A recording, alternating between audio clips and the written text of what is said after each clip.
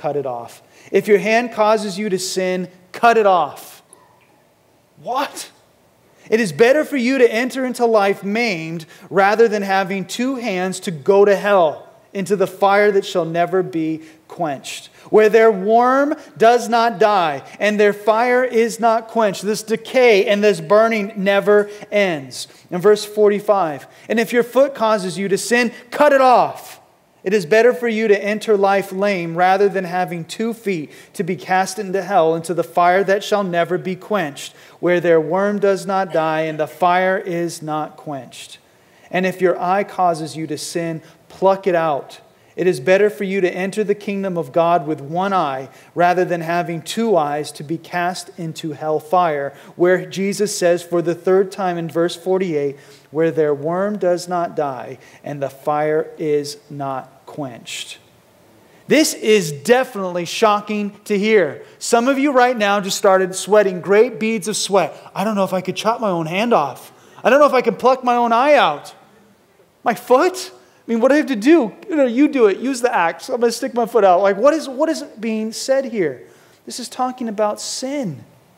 Because you could pluck out one of your eyes, but then you still have your other eye. Oh, I can still see that bad stuff with that eye. So what is he saying here? It's in regards to sin. You're involved in an affair. Cut it off. You're sexually active and you're not married to your wife or to your husband. You're not sexually active in the covenant of marriage. You are promiscuous. Cut it off. You're involved in unethical business practices. Cut it off. You're stealing. Cut it off. You're getting loaded. You're getting wasted. Cut it out of your life. Cut it out of your life. Because it is better to cut those things out of your life than to enter into hell. This is a big deal.